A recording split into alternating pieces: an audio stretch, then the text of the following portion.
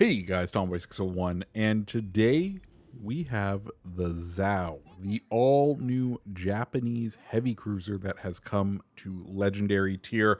We have it for rental for 2 weeks. Thank you, Wargaming. Of course, I am one of the community contributors, so as a result of that program, I have been given Zhao to rent for 2 weeks. After that, though, it is going to be taken away, and I will have to research it in the Bureau just like everyone else. Speaking of the Bureau, I guess we should just get this out of the way. There are two options on how to get this Bureau project activated for yourself. The first one is only available during this update. It's to pay 5,000 doubloons, which is quite the pretty penny, or you could pay 30 million credits, which is also a lot of money. So to pursue the Zhao is going to be a costly one, and we're going to go over whether we think is worth it. So with all that said, let's go ahead and dive on into the commander. And well, is there anyone else we would use if you have her but Azur Lane Atago? Of course, Atago, an incredibly powerful commander, one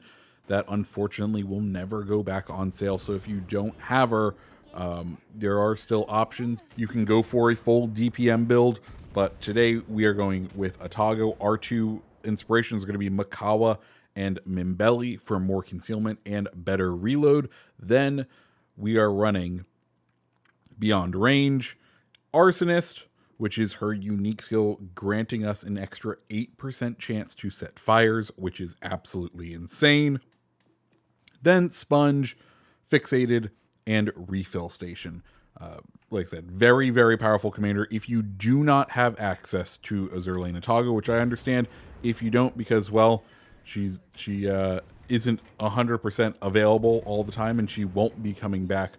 If you don't have Atago, you can use Yamamoto with a similar build. You're not going to get as high of a chance on that fire rate, but hey, you are still going to be able to boost the fire rate, and that's kind of what this ship is all about, boosting up that fire rate.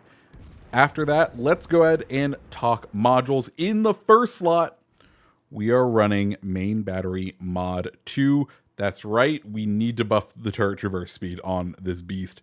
You absolutely need to. Then we're running Propulsion Mod to help with prop juking out in the open water. Then Concealment Mod.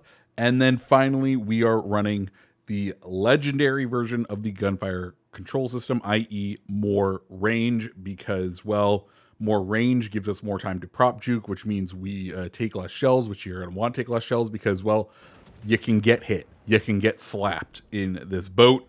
So you wanna avoid damage as much as possible. Finally, you do have the option to run two different versions of the torpedoes. I prefer running the F3 torpedoes. You're going to get longer range out of them, and really this ship is all about being played at range, so any additional range that you can pick up to help throw out those sort of distracting torpedoes, you're going to want to go ahead and use them. As far as consumables go for the vessel, well, you have your damage control party, standard one, 5-second duration, 60-second reload time. Then you have the option between sonar and increased AA. You're going to want to run sonar, then a catapult fighter, and then finally you have two heals. The heals are going to heal for about 7,500 health per heal, which is on the lower side of cruiser heals. Actually, I think it's the second lowest or third lowest in the tier. It is not much. You aren't going to be picking up a ton more health. And to begin with, you already have a very small health pool for the tier for cruisers. So just be aware that it's going to help a little, but you're only really going to be able to heal back like 20-ish% of your total health. So you're not, be ready. If you make a mistake, you're going to get punished, and you're going to have to live with that punishment. There's no healing out of it. Cool. Great. With all that, let's go ahead and dive on into the stats. First things first, Zhao, 44,900 hit points.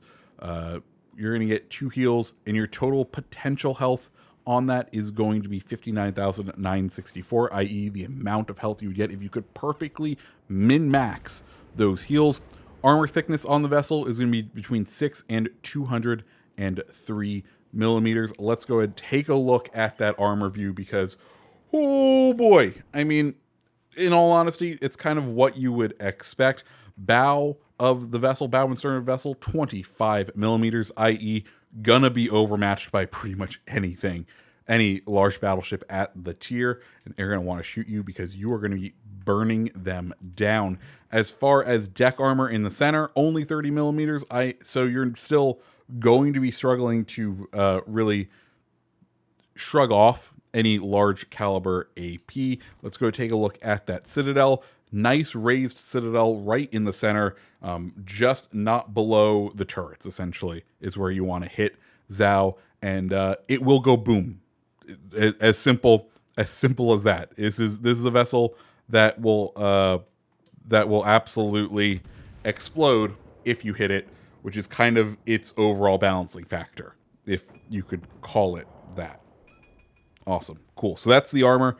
Let's go ahead and talk the torpedo reduction. You're looking at 19%, which is about average for the tier. Main battery, you got 4 3-barrel 203 millimeter guns with a firing range of 17.9 kilometers.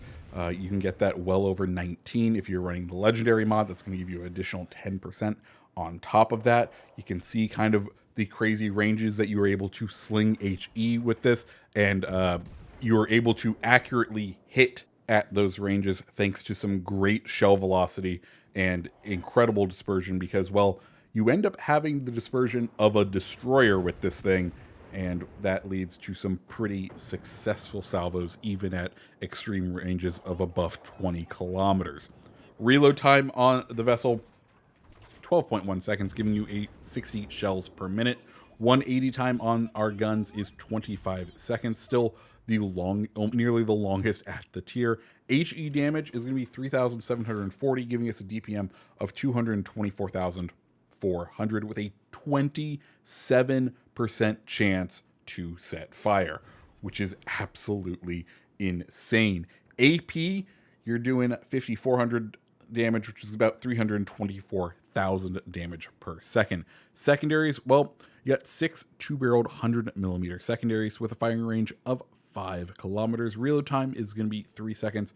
Damage on them 1,700 with a 14% chance to set fire. Nothing really to write home about on those secondaries. Torpedoes, though, these are the fun ones. As we said earlier, we have kind of upgraded them to the F3s.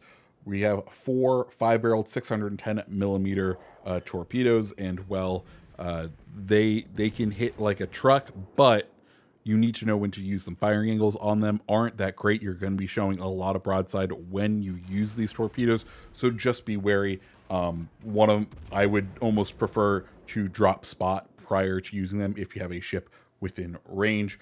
Reload time on them, 171 seconds, so quite a long time. Damage 23,767 with a detectability range of 1.5 kilometers and a speed of those torpedoes is 67 knots with an 11 kilometer range. AA range for the vessel, only 5 kilometers. Minimum damage it's going to be doing is 103, max 327, putting it at nearly the lowest ship at the legendary tier as far as cruisers go for AA defense. Max speed of the vessel, 34.5 knots with a turning radius of 840 meters and a rudder shift time of 7.7 seconds. A pretty maneuverable ship when all is said and done. And then finally, the concealment of the vessel, 10.4 kilometers, one of the stealthiest legendary tier cruisers, with a detectability by air of 6.5 kilometers and detectability in smoke of 7.3, giving it nearly the best concealment, while in smoke only being beat out by Worcester and Minotaur. Cool. So that is all of the stats. Let's go ahead and show off a game in this thing now. And the game we have is quite a unique one. I want you to take a look at the player base right now, because already you can see we're in a small game, 6v6, and usually that means we are facing some people who have turned crossplay off. But if you look, crossplay is on, and we got a 6v6 match. My theory as far as this go is that there were so few carriers available to be played that someone was at a very high waiting time in the carriers, and as soon as someone else matched, it just put this match together to satisfy Wargaming's matchmaking criteria. Which, I mean, hey, if you don't like carriers, I think this bodes well as far as getting more of them in the game, because if there's so few people playing them, the devs probably won't invest time in them. Great. Awesome. Zhao. Holy cow. Okay, so Zhao is going to be a nightmare and a terror. But only when you don't know how to counter it. And it is going to be one of those ships where if the enemy captain knows what they're doing, it is going to be rough to play against. But if your team plays correctly, you can sort of work around it. And by that I mean Zhao is a vessel that only succeeds when you push into it. If you don't push into it, it struggles immensely. You need it needs the range, and it kind of needs ships to push into it. If battleships decide we're not going to push into it, then Zhao doesn't really have the power to affect the game. And if it doesn't have the power to affect the game, you can easily end up seeing it kind of be irrelevant. And that is one of the things I sort of struggle with. As far as a win rate on this, and I know I'm slightly rusty in this game, I was well below a 50% win rate in Zhao, and that's because you do have to rely on your teammates to be making correct plays when you play Zhao. As this Conqueror has nearly halfway deleted himself, he's already put out one fire, and well, if we can get some fires on him, those are going to be permanent, and we set a double fire because Zhao is toxic like that. But Zhao needs to be played from the back lines, which means in objective-based games like this, you need to rely on your teammates to do the right thing while you provide covering fire while you do damage. If you are unable to keep these guns cycling, your efforts will be for naught. If your teammates aren't pushing in, if your teammates aren't playing the objective, if they aren't establishing those crossfires, if they aren't doing what needs to be done to win, you are not going to be successful. You're going to have some great games, and you're going to set tons of fires every single game. And you're going to feel great about playing Zhao. But, and this is really important, if your team or you don't execute, it will be for naught. You won't really win. So that is just something to keep in mind, because Zhao is an incredibly powerful ship. But like I said, it's also one that heavily relies on teammates. And if the enemy understands that, they can just sort of avoid you, they can sail kind of far away, push to the other side of the map, get into some cover that's convenient that you can't shoot from, you are going to struggle. As we pick up our second kill there. And, well, how are we doing in this match, and what is the plan? Well, we have these three battleships on the enemy team who have all kind of grouped together, and we are going to do our best to hit them with the HE. That is the plan. That is Zhao's MO. It's all about setting fires and keeping the enemy at range so that they can't return any accurate fire on you. The one we do need to be concerned about is going to be this Alaska, because, well, Alaska, as far as any of the other ships, has the most accurate AP, and it could very much send us to the bottom if we're not careful. But Haikuru pops up right here, and, well, we can't not fire at an enemy aircraft carrier that is well within our range. Let's see if we can get anything done. We do get a single fire, which is going to auto-extinguish, which means if we can keep it in range, we may be able to pick up a permafire on a carrier, which does some massive damage. Anyways, it looks like we're not going to be able to spot him anymore, so it's time to resume the bullying of Christopher Colombo. One thing to note, both teams have now lost their destroyer, which means the spotting is going to pretty much exclusively come from either A, ships within the brawling range of each other, or B, these aircraft carriers that are around. And you can see, because of that, we are kind of withdrawing our position. We're kind of keeping an eye on the map. Right now, I think our team is most vulnerable through the center where that Christopher Colombo is coming. So we're going to double back now and try to start covering them. We're going to acknowledge, like, yeah, no, we understand. We're gonna cover. But as far as the layout of our ships and where we are most vulnerable right now, it's straight down the middle of the map. So we're going to try and remedy that situation right quick, and get some fire. Also, if we can get consistent spots on these guys and get good angles of fire, we should see our damage totals grow to some crazy high numbers. Some other things you probably want to be aware of on Zhao: firing angles on the vessel aren't exactly the greatest. The good news is, well, this is I'm going to call it a unique gun layout for the Japanese, but to the other ones, you really need to give up a lot of broadside in order to get your front guns on target, and you still maintain that, but at least in this layout for a Japanese cruiser, half of your guns are on the rear, so you're able to maintain good firing angles at enemy vessels. But your front turrets, in order to get them cycling and engaged, you do have to give up a good portion of your broadside in order to do that. As you can see, our torpedoes are going to come just a little close to Colombo. Sadly, if we had held them for a little bit longer, we would have been doing better. But you can see Colombo firing his rounds at us. We're going to try to get out of here, and you can see just what sort of damage can be done to a Zhao when it is not paying attention. But at this point, I'm feeling a little confident. We got both of these vessels down to some pretty low health. I want to try to get Colombo on fire one more time. If we can do that, I'm like, if we can get a permafire on him, I think we can get him down.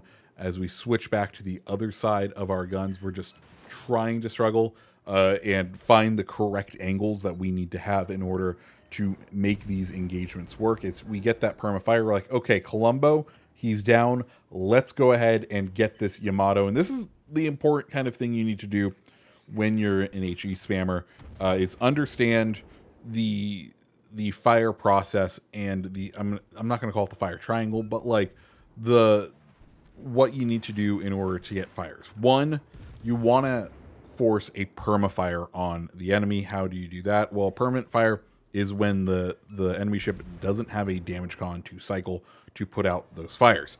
So a good battleship player will wait till 2, sometimes 3 fires if they're in like a British battleship that can heal back a lot of that health. They'll wait a little bit longer in order to proc it, but you want to wait for that to happen. You also want to wait for that damage con to come off of cooldown, because they are of course protected from any additional fires when the damage con is active. Once it's off cooldown, you want to fire at that ship again. But one thing that a lot of fire starters kind of forget to do is they get tunnel vision in on one ship. One thing that I like to do is, if I know a ship is kind of more in the rear, is just start one fire on them and then focus on the closer ship. What this is going to do is, usually that one ship that gets one fire started on it won't care. It won't do anything. It will let that fire burn out. And when it does that, well, you get some free damage while you farm the other enemy ship, and you're able to do a little bit more damage over time, because of course that is the goal of the fire. Now, in that little footage glitch that just occurred, sadly, the friendly carrier took down the Christopher Colombo with his pittance of health that he had left, which means unfortunately this game will not be a Kraken, but we still have this Alaska that we can go ahead and damage and farm a little bit more of XP out of. Now, like I said, I think Zhao is going to be an incredibly powerful ship. It's one that succeeds when you push into it, that struggles when you are pushing away from it, but it's one that you're going to want to handle. But the good thing is, it is a pretty, like, definition of a glass cannon. It cannot stand up to a ton of fire. It is one that you're going to want to prioritize, and as a result, I think you're going to see a lot of Zhaos played at incredible ranges, because they have the range, and this is kind of where they thrive, where they operate. As we are, I'll be honest, gonna go in for the ram on the Alaska because, you know, he's the last boat. Might as well go down swinging. AP on the vessel is decent. Like, it's still 203 AP. It's still going to do some pretty good work, but just be aware that the HE is sort of the bread and butter of the ship, and it's what you're going to want to focus on. So overall, if you have the funds, I definitely recommend Zhao. I don't know where exactly it's going to fall on my hierarchy of legendary tier ships, but it's definitely going to be towards the top. I kind of look at this as another Yoshino. Yoshino is a crazy fire starter, and at least this one is going to be, I'm going to call it free. It can be achieved for free for everyone, unlike how Yoshino was. So guys, if you liked the video, hit the like button, hit the subscribe button, and I hope you have a fantastic rest of your day. See ya.